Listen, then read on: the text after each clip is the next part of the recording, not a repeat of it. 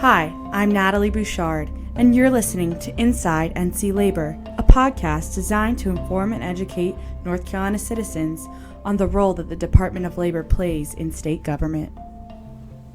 Hello and welcome to Inside NC Labor. I'm Natalie Bouchard, Public Information Officer, and today we have a couple special guests on our podcast. We have Labor Commissioner Cherie joining us. Good morning, Commissioner. How are you? I'm fine, Natalie. Good. Hope you're well. I am. We're glad to have you on. So we have Harriet Hopkins, who is the administrator for the Retaliatory Employment Discrimination Bureau, and we call them REDB for short. How are you, Harriet? I'm doing great, Natalie. Thank you. Today, we're here to discuss the Retaliatory Employment Discrimination Bureau's Mediated Settlement Conference Program, and this is a new program. Harriet, I know we had you on the podcast in January, and for our listeners, that's episode 29. Before we start talking about this program, would you mind briefly just summarizing what REDB does? Certainly. I'd love to do that. So we are one of many bureaus in the North Carolina Department of Labor, and our role is to, we receive and investigate whistleblower-type complaints that employees file against their employers. North Carolina is one of a handful of states that has a law that protects employees from retaliation, such as termination or demotion or suspension, if they raise certain concerns at work. Several of those might be what if an employee thinks there's a safety or a health violation, raises that with an employer, and then has some action taken against him in his employment. That would be the type of a complaint that we might investigate. So that law is called REDB. It's the Retaliatory Employment Discrimination Act, and it does more than protect employees from raising safety complaints. It actually covers all sorts of other complaints, such as complaining about filing for a workers' compensation claim or complaining to the Wage and Hour Bureau about a complaint about their wages.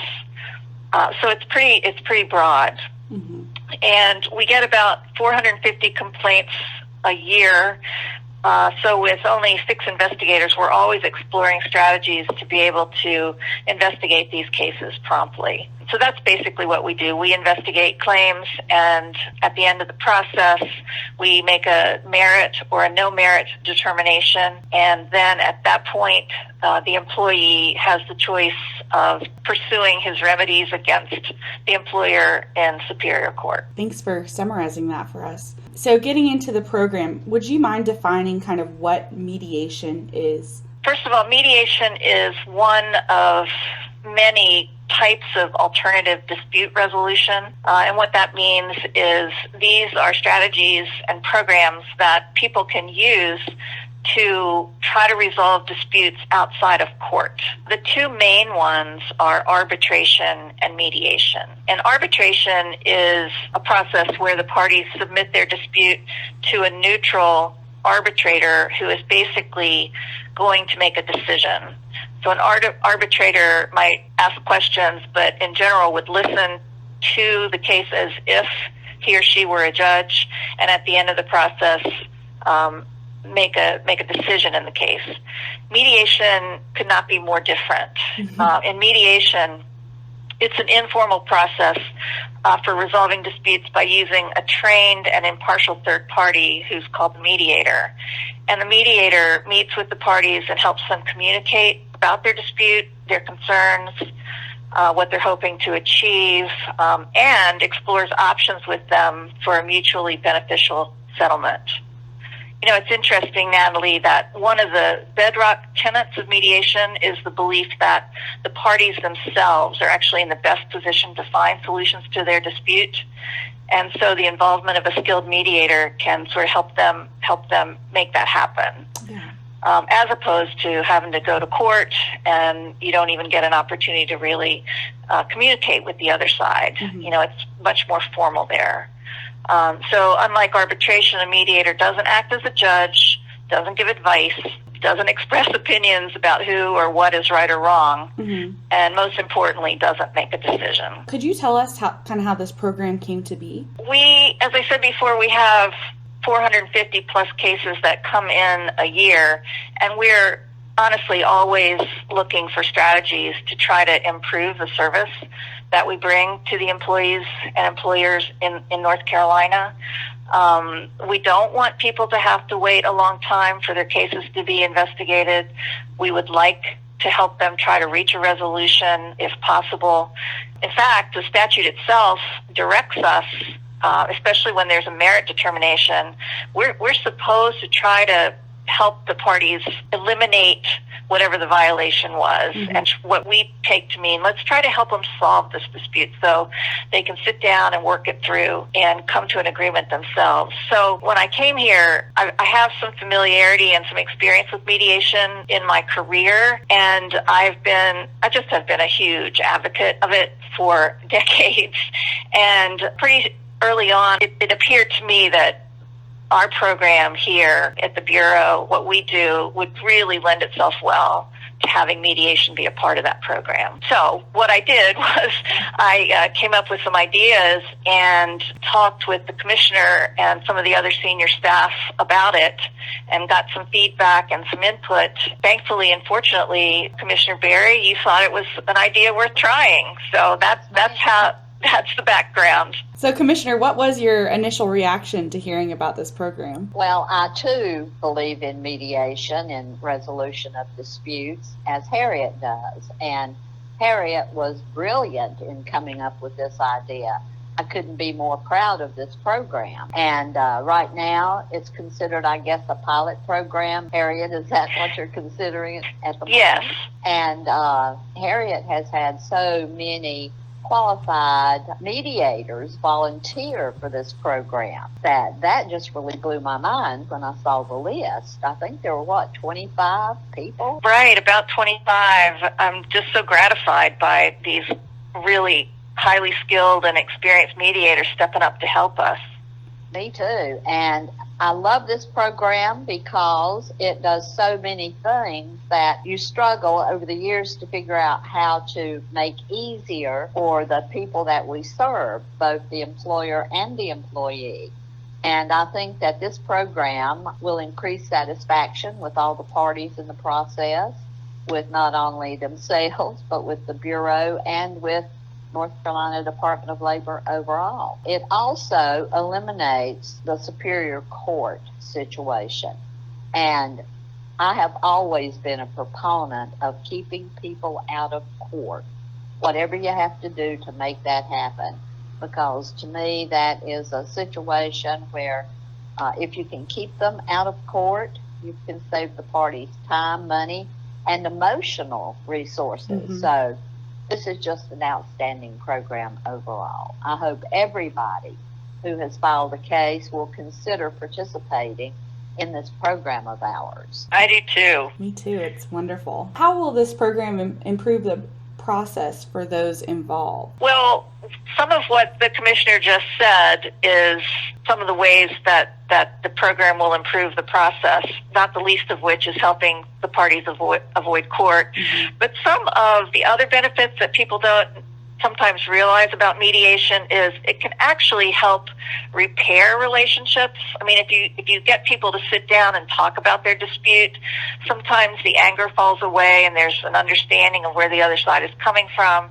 And even in cases that don't settle, those kinds of benefits that can come from that personal contact and the listening to one another can just work wonders in helping to heal some relationships. Now, I know that's a little bit of a stretch in an employer-employee situation, but it certainly can lead to greater understanding between the parties of what brought the dispute into the Bureau. The other thing is that it allows the parties to have a way to resolve their dispute while the facts are still fresh. If we can do it early on in the life of the complaint, then hopefully we can ensure that the parties can have all the information that they need to be able to make a decision. Mm-hmm. So those are a couple of other benefits of the program. What are the long-term goals of this program? Well, I'd like to just say that I believe when Harriet first presented this to me, this was a way to get these cases resolved on a timely basis because, like she said, when you have so many of them in a year and a limited number of investigators, they can take a long time to resolve. Mm-hmm. And for us as a Bureau, the quicker we can resolve issues between individuals and get a settlement or get some kind of resolution that the parties are agreeable to, the better off everyone will be. So this to me was just the perfect way to do that. And like I said before, I hope everyone who has filed a claim with us will consider taking this and will take it, because I just see so many benefits to it. I agree. Yeah, I agree. Mediation has the potential to increase the number of REDA complaints that are settled to the satisfaction of the parties. And let me interject there that mediators don't twist arms for people to settle. They are truly facilitators, and they're truly neutral. And their job is to help the parties come up with a solution for themselves. And so if a case settles, you can be sure that it has been with the full consent and understanding and acceptance of both parties. There's no pressure for settlement. So it gives it it's a really clean process that way. Also, once established and when we've got a lot of requests for mediation, hopefully this program can help reduce the number of days that the complaints are pending prior to disposition. And as the commissioner said, hopefully the backlog that we accrue as time goes on can be more easily addressed. Mm-hmm. In terms of the long-term goal, honestly, for me, one, this goes back to what the commissioner said in the very beginning, which is, I want to see this program increase the satisfaction of the parties with the process, with our Bureau, and with the Department of Labor.